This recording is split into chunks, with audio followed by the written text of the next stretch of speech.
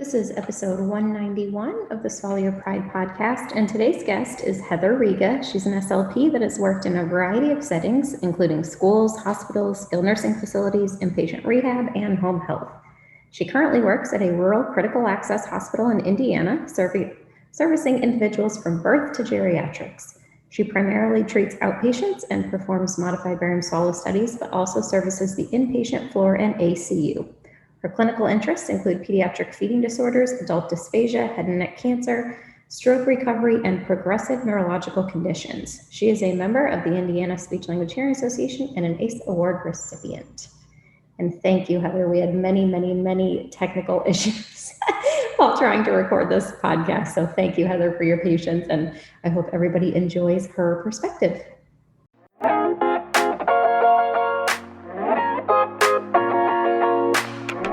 Welcome to the Swallow Your Pride podcast. I'm your host, Teresa Richard. I'm a board-certified specialist in swallowing and swallowing disorders, a mobile fees business owner, and founder of the MedSLP Collective. This podcast is all about delivering the latest evidence-based practice to medical SLPs everywhere. Whether you're a new clinician seeking tangible tools for treatment or a seasoned vet stuck in a rut, my goal is to help ditch the old school ways of the past that no longer serve you or your patients, to reinvigorate your passion for our field, to broaden your knowledge about our scope of practice, and to inspire you to practice at the top of your license. So if you're listening, I encourage you to swallow your pride, be open and willing to learn, because let's face it, your patients deserve that kind of care. With that, let's dive right in. Just a quick disclaimer that all statements and opinions expressed in this episode do not reflect on the organizations associated with the speakers and are their own opinions solely. Good afternoon, Heather. Hello. Thank you so much for joining me. Oh, thank you so much for having me. I've been really looking forward to this. Yes, well, thank you. I'm excited to have this conversation. So tell the people a little bit about yourself. Well, my name is Heather Riga, and I am a speech-language pathologist at a critical access hospital in rural Indiana. I graduated from the University of Cincinnati, and I have worked in critical access hospitals in some capacity for my entire almost 7-year career at this point. I've been part-time, PRN, full-time. I have worked in the schools. I PRN in inpatient rehab. I've done home health. I've done a little bit of everything. All right. I love it. Okay. So what are we going to talk about today? We are going to talk about what it's like to be an SLP in a critical access hospital. Okay. Awesome. So I guess let's start with, what does that even mean? A critical access hospital, at least according to CMS, it has to be located in, obviously, a rural area. And then it has to be at least 35 miles away from another hospital, unless the only way to get in between those hospitals is through like mountainous terrain or secondary country roads. So then it can be reduced to a little bit closer. Usually it's about 25 beds. You can have separate subunits, I believe, like an inpatient, like psych or OB or something like that. And then you have to have, 24-hour emergency services and a couple other things that I don't, a lot of legal jargon that that's not how I roll. Okay, awesome. What got you interested in working in this population? What's lovely about working in such a rural area is you get a little bit of everything. So I see patients from birth through geriatrics and end of life. I've seen patients across the lifespan, which is both daunting and wonderful at the same time, because our field is so broad. And then when you have to know a lot of things about a lot of people, it can be a lot. It's a lot of information. And the patients that I work with, range from, children with speech and language disorders. I listened to the episode about pediatric cancer. And, I've worked with a handful of survivors of pediatric cancers as well. Patients with progressive neurological conditions like Parkinson's, Huntington's, head and neck cancer, stroke, literally a little bit of everything. And what got me, I guess, circling back to the original question, as far as like what population, because there's a ton. Yeah. I knew when I was in school, I drawn towards the medical realm, but sometimes getting a CFY in a hospital can be really hard. And not that I'm recommending this, but I was driving an hour and a half one way to my first job because it was a hospital. And I'm like, okay, this is what I want. And that's where I went. But it was hard. I only had one child at the time. My oldest was still an infant. So the drive got to be a little rough, even though it was part-time, but still. And then I somehow landed in the critical access hospital that I'm now full-time in. And then, yeah. Awesome. I felt drawn towards the medical side. And I'm the type that if I really want to learn something, I want to find the people that can teach me those things. And sometimes that just means a really long commute. Awesome. I love it. I think it was right after I was trying to think where in my career I was, but I think I was maybe like 5-6 years out, and I had worked at a SNF for a while and then decided to just kind of explore like a different setting. And I had found this other SNF. It was almost like an LTAC that I loved, but it was an hour and 45 minutes each way. And like, I still just love that place. I hated the commute every day and it stunk, but I love that place. So I totally get that. Yeah. Especially when you can find, such a place that really sparks that fire that makes you want to go to work. It's not about like, oh, I don't want to go to work. It's, I don't want to get up in the morning and drive that far, but I still want to go and do my job. Yeah. And piggybacking on the populations that I get to work with or what I do throughout the day, I had mentioned that I see, a wide variety of patients, and the majority of my day is spent with outpatients, but I also get patients that are on our med surg floor. We have a really, really small ACU of just a few beds, but since COVID, everything has changed as far as, how big or small an ACU can be. So inpatient, ACU, I go to radiology for modified barium swallow studies. Unfortunately, we don't have fees yet. One day, that's a goal. And then I've also been consulted to the OB unit and the ED. Right. Cool. So I can literally go from like an infant feeding session, whether it's on the OB or outpatient, to someone who just had a stroke, to an outpatient Parkinson's patient, to a kid working on their R's, L's. It's amazing how I can see such a wide range of people all in a single day. Yeah.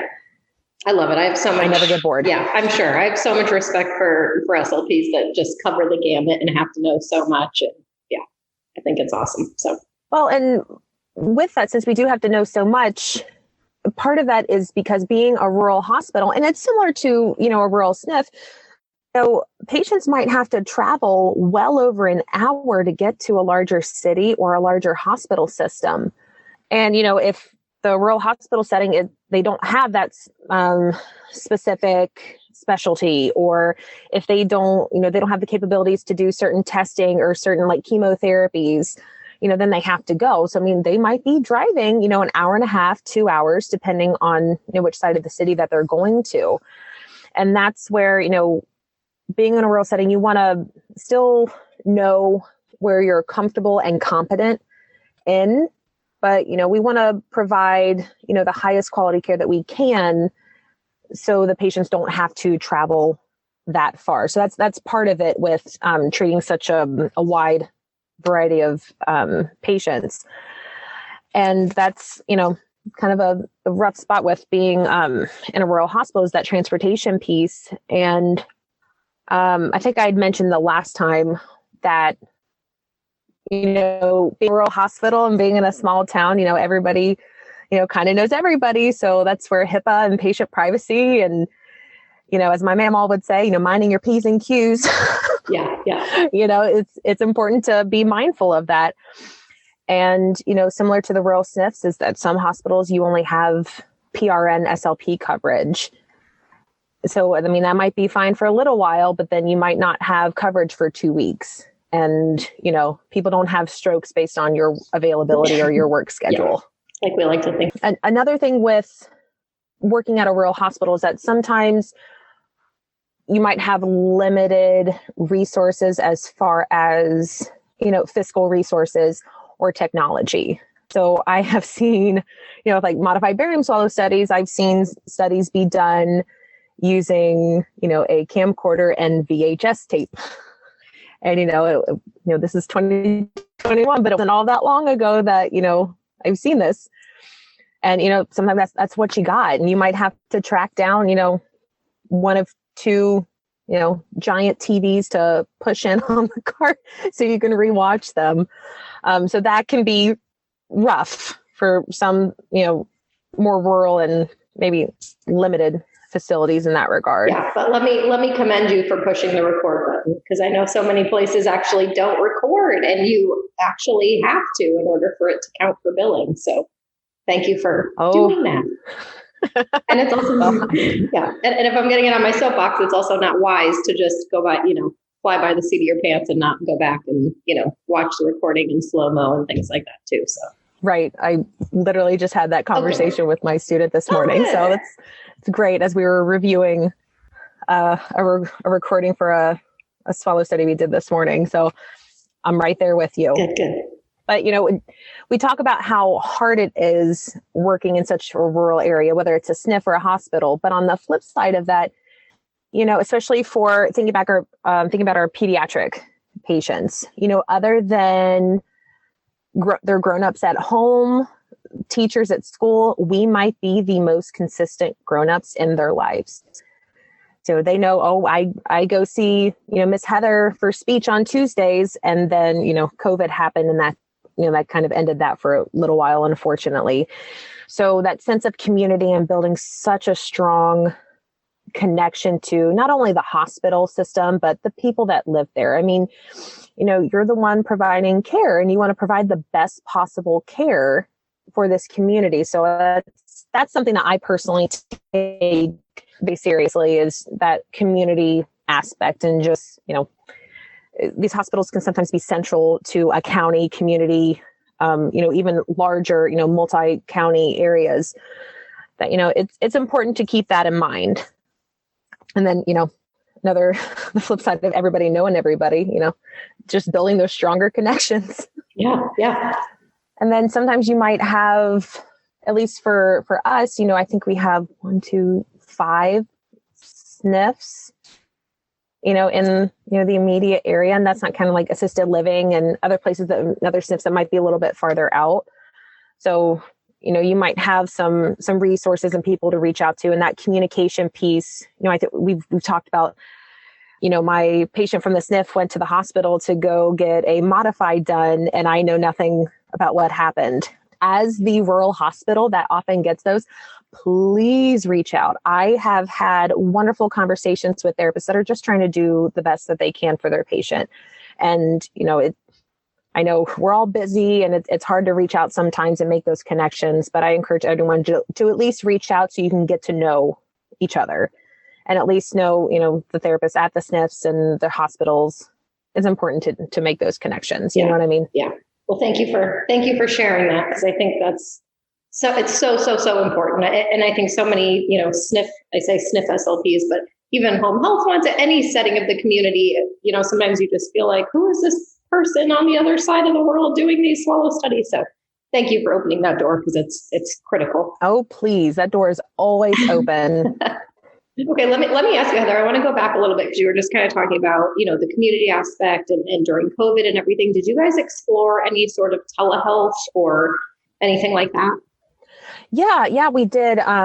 Myself, actually, and along with some of my colleagues, we worked really hard to get the telehealth stuff right off the ground and going. It took a bit, because, at the height of quarantine, everything, what we were told 1 minute was different than, an hour later. So it got to be a little tricky, but we did. And at least me personally, I only did with my pediatric folks. And was it the most ideal?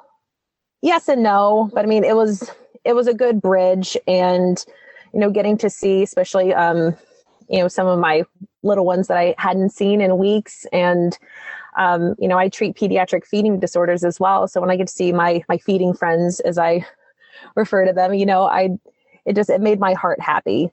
It made my heart happy to at least see them on, over the screen and try and help, because everyone's home. So very functional. You can get a lot of work done. Yeah. I had such a love-hate relationship with telehealth, just with my son through the pandemic. There was some therapies that just could not happen that ways. And there was other ways that I was like other therapists that I was so grateful that we were able to switch to that model and just keep in touch. So I want to just encourage everybody to still see if that model might work for some people, because you just don't know. It just might. Right. One of my daughters, she had to do occupational therapy via telehealth during quarantine, and being on the parent side of it was a little different. Yeah. But we got the job done. It wasn't, nothing's ever perfect, but we got the job done, and at least it was, a bridge. It helped. Yeah. So I'm hopeful that it's at least an option for a lot of our patients, whether it's adults or pediatrics. Yeah. So COVID, of course, changed everything for everybody. And again, I can only speak to my own personal experience, but where we are, the rates were really high a couple times. I think at one point, maybe like the highest rate per capita in the state. Crazy. It was a lot. And, thankfully, since at least my hospital system, we had, we have a pulmonologist, and, we have that department. So with that, we had all of these, critically ill respiratory patients from COVID. And it was so kind of overwhelming, just, walking around and seeing everything so stoic and can't see anyone's face and smile. And it was hard. So we were seeing, sicker patients than normal, but I really feel for the facilities that did not have, the appropriate supplies. Thankfully, we did, but I know a lot of people didn't. And at least what I've heard from some other therapists in rural areas, that, getting those resources during quarantine and shut down when things got really bad, it was hard when you're just trying to do the best you can and stay safe, keep yourself safe and keep your family safe. But with those, really, really sick patients, I found that getting to work with respiratory therapy, pulmonology, even like getting to know the nurses and the hospitalists and the CNAs, on a much deeper level, to where it wasn't granted it was never, that's not my job. It was, what can we do to help? Can we help? Can I get you anything? You're in full PPE. Can I grab something? Do you need help, moving somebody? It's, you do what you feel comfortable with, but building that teamwork aspect became really evident. And I admire our nurses and doctors so much. I got to see them in action, and it was truly remarkable. And I just appreciated them so much. I call them life changers. Any nurse I work with on the med-surg floor would tell you that I call them life changers every single day, every day. Yeah. And they are, and I love them. But I guess, I'm asking people now, I would love to know kind of how, are you guys back to quote unquote pre-COVID days, or are there some things that since COVID has happened that are still implemented in your hospital? Or are there some things that you don't think might ever go back to pre-COVID days? I hate that everything is like pre-COVID. I know. I don't know how else to say it. I know. It's true. Nobody's watching me, but I keep doing I'm cringing, doing air quotes whenever I say it, but I don't know how else to say it. But everybody knows what you mean when you say pre-COVID. Yeah. Right. So no, you're entirely right. And yes, some things have changed. Of course we're wearing masks, and, granted, we were always cleaning, but, cleaning protocols, everywhere have, been changed, and trying to keep everybody spread out, especially, with like a pediatric therapy area, whether it's a private clinic or outpatient, that waiting area can get, pretty busy pretty fast. So just trying to keep everybody separated, sanitizing their hands, cleaning, I clean my therapy area, I even, we clean the floors in between patients, especially, with the little kids. So it's, it's been good. It's been good. We get into a rhythm and it's totally fine now. So I try to reframe. I'm big on reframing. So I try to reframe everything to at least find, some ounce of positivity. Yeah. So I know we all hear it as far as that's the way it's always been done. This is the way that I was taught in school X amount of years ago. And even since I graduated, and I graduated in 2014, things have changed so drastically since that time that, it's really hard to keep up with the research, but it's at least taking the time to find out, what's working. What is the research saying? What we knew 10 years ago about aspiration pneumonia is far different than what we know now. And, with thickened liquids or diet modification, patient autonomy with diet recommendations, I can remember thinking, I cringe thinking about it, coughing, thickened liquids, no. No, it's like, if I knew then what I knew now, it's totally different. But all the more reason, that's why we have instrumentals, and that's why we have, the MBS-IMP and, moving towards, standardization of these instrumentals.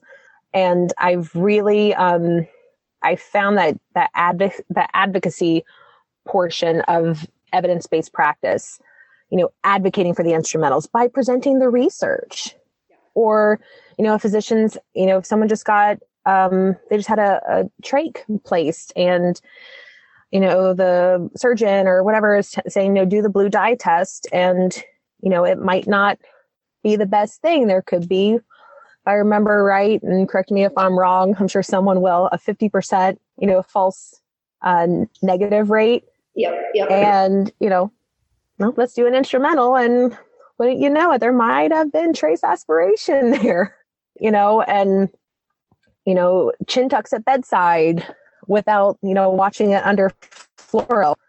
I'm not afraid to look up research articles and present them to folks if I'm really passionate about it. But, I want to be receptive and understanding, and it's important to have that nice professional dialogue. And, working with such diverse populations ranging, from, because the research for children, specifically with dysphagia, is very different from the research with adults. Now there's some overlap, but it's different. And, there's not, a ton of research with pediatric feeding, but there's more being done. But I'm hopeful that, we'll get some more research, and, things will be a little more understandable, I guess. Useful, versus it's always been done this way.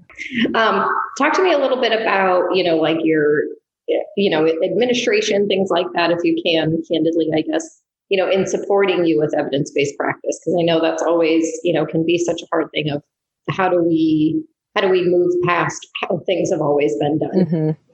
With that, it's when you go to administration, and I've had to go to my director, to advocate for, let's say, a specific test or a training that I wanted to do, and the reason why. So, we can say, I want all day long, but you need to be able to explain why and have some evidence to back it up.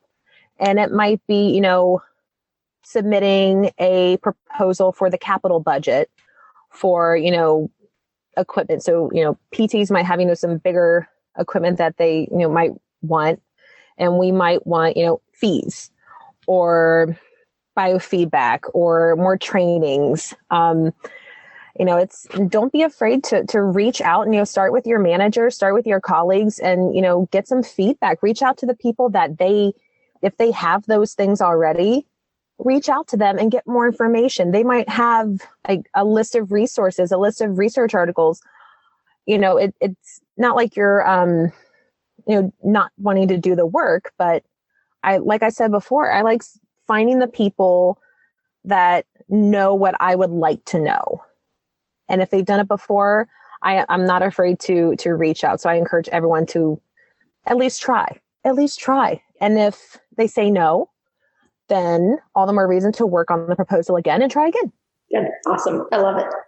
I feel like that's, and I can ask you this because I feel like this is a common don't want to say complaint. I hate the word complaint. I try not to ever use it, but people will say, it might be easy for you in your big, urban or suburban hospital setting, but in our rural hospital, we just don't have access to those tools, or we don't have the budget for it, or, we just can't get it. So I'm curious what you would say to, not combat that argument, but to encourage SLPs that, we can get access to this stuff. It just takes some change. That's a phenomenal question. And that's entirely right, because that is a common complaint. What I would say to therapists that are wanting to do something like that, or they feel that way, okay, you don't have the budget. Okay, where can we find other funding? Grants, other organizations, sponsorship. I can only speak so much, but if there's not something there, then what can we do to make it be there? Sometimes the opportunity is just it's not going to be handed to you. And sometimes we have to create our own opportunities. You know what I mean? Within our resources. I have big dreams. I could have this big, giant feeding clinic. But, you want to work within the constructs of your organization, but, it's okay to sit down with your director or leadership in general and say, this is what I'm leaning towards, or what I'm thinking. What is your feedback? What can I do to help this versus what can you do for me? It's what can I do to help my patients? So work together so we can provide that highest quality care possible, even in our small 25-bed hospital. Yep. We get so stuck, not wanting to ask the questions, and what if they say no? Well, great. I felt that way. I think we all have. It's very easy for us to sit here and say, well, just go ask. Well, and I get it, but let's just ask. And if they say no, then, well, I'll try again later. I'll find it with more research and more evidence and, even more gusto. Yeah, I love it. So, like I said before, with, getting to know the other departments in a much more intimate way during COVID, that made it a little bit easier. And, being a smaller facility, everyone's pretty accessible. Yes, we're all busy, but, an email, a message, I could walk down the hall and, find somebody that I'm almost hesitant to ever say that interdisciplinary, because I think there's a much better term to describe that kind of collaboration. But, that collaboration between departments and disciplines, that's the best way that we can provide care for our patients. I think it was a football coach that said, everybody has a job, do your job. When everyone does their job, the team has a much better chance of winning. Our patients have a much better chance of winning if everybody does their best at their job. Yeah. And I love that. I learned so much from our PTs, our OTs, our respiratory therapists, pulmonology, our hospitalists, and the nurses. There's something to be learned from everybody. So I'm not afraid to ask questions, ask respiratory therapy what instrument that they're using for, I think it was a percussion therapy. I'm not afraid to ask those questions, because that's not my area of expertise. That's theirs. And I love it when people take the time out to educate me on that. Teamwork makes the dream work. Does. It's the truth. I say that all the time at work. I'm sure my colleagues are probably sick of it. That's all right. That's all right. All right. Any final thoughts, Heather? Anything else you want to cover that we didn't cover? Oh my gosh. I'm trying to think. There's just so much. Like I said before, don't be afraid to reach out and ask the questions, whether it's talking to the hospital SLP that saw your patient from the sniff for a swallow study, or if someone's hospitalized, don't hesitate to reach out and make those connections, because you never know when those connections might happen again. Seek out the resources. And that's one of the many reasons why I love the collective. That's why I love it, because I know if I needed more information, I can go right to it and it's there. And I know that it's legitimate, evidence-based. And I love it. I love everything about it. So I appreciate all of your hard work and everyone's hard work behind the scenes between the podcast and the collective. I absolutely adore it. Well, thank you. Thank you. Thank you. No, thank you. Something else that I try to instill in the students that I've had is it's not just knowing what to do, it's knowing why we do it. It's that why. Why do they need to be on, why does the patient need to have a certain diet? Why do they need to use whatever strategy? Why are we using this therapy approach? And it's not going to be I don't know, I saw it somewhere one time, or, it's the way it's always been done. Like, no, let's tell me why. And if I can't give you a reason why, then that's a problem. You know what I mean? And don't be afraid to, do the research and find the why. We're all there for a reason to help our patients, and, they should know that and know that we're doing the best that we possibly can. Yep. It's true. All right. Well, thank you, I love my job. Oh, good. I'm so glad. I love when people love their job, because I love our field, and I tell people that all the dang time. So I love people that love our field and are passionate about what they do. And yeah, so I love it. Oh, what are some game-changing articles for you? What are some things that have kind of changed your thought pattern, your practice? Oh, that's such a good question. I know I have the Langmore paper, but it's not just that. Yeah. It was, and I vividly remember this moment where I think I was listening to the podcast on my 40-mile commute to work, and someone referenced it, and a light bulb went off. I'm like, that's why I'm doing this, or that's why I should not be doing X, Y, and Z. And I made that change that day. And then there's, I think it's Leader, really opened my eyes to the risk management side of things. And, not everyone needs thick and liquid. Some people do, but not everybody does. And it's, that quality of life and patient autonomy, and, really respecting that and figuring out what can we do to make it as safe as possible. And it's, like I said, it's not just the articles. It's that moment where you go, oh, it's that implementation. And there's that gap in our field sometimes, or a lot of times, where we have all this research and we can throw research papers out, but okay, how do we put that into practice? Yes. And it's getting that connection that was a real game changer. And I love it when I can make those connections with the research articles that I read. Yeah.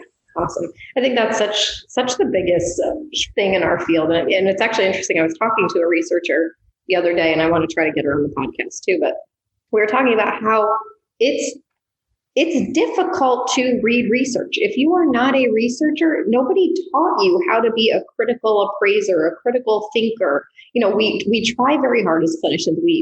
Some of us spend hours and hours poring over things, but there's just some things that you just don't learn as a clinician that researchers do learn. So I think, as much as people say, you got to keep reading the research, you do, but there just is that really difficult piece of implementing it in our own practice. And so I'm grateful to all of the researchers that we've had come on this podcast and help us understand how it does, translate clinically to us, because it is hard, and it's not, something that you intuitively just know or learn. Right. No, I'm right there with you. And even years ago, pre-grad school, I worked in research. It was not in our field, but, it was, like a student internship thing. And, I learned a lot there. But even then, they're researchers for a reason. They get, I have some friends that have done their PhDs, and I'm like, oh boy. Yeah.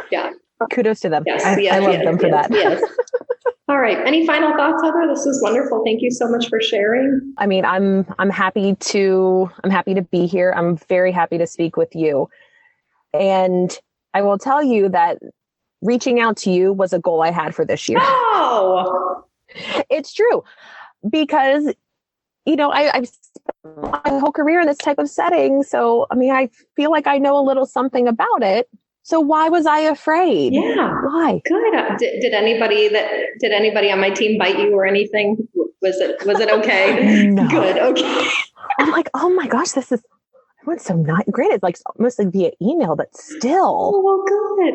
Well, thank you for reaching out. I'm glad you did. I hate that everybody always feels so scared and intimidated, and we're all just people trying to do our best. So, and I appreciate that. And that's why I'm happy to help in whatever capacity I can in general. Yeah. Awesome. Well, thank you so much, Heather. Appreciate you being on. Thank you so much. All right. To download the show notes from this episode, please visit swallowyourpridepodcast.com. There you can also sign up for our email so that you'll never miss another episode. If you like what you hear, then please subscribe, leave a review on iTunes, and share it on social media with your friends and colleagues, because that is what keeps these episodes coming. If you'd like to be a guest, share feedback, or request a topic to be discussed on the show, please email podcast@theresarichardcomp1248. Special credit to Danny V. Socrates for her amazing audio and editing skills, and to Marissa Hendrickson for managing all the things behind the scenes. As always, thanks so much for listening, and see you next week.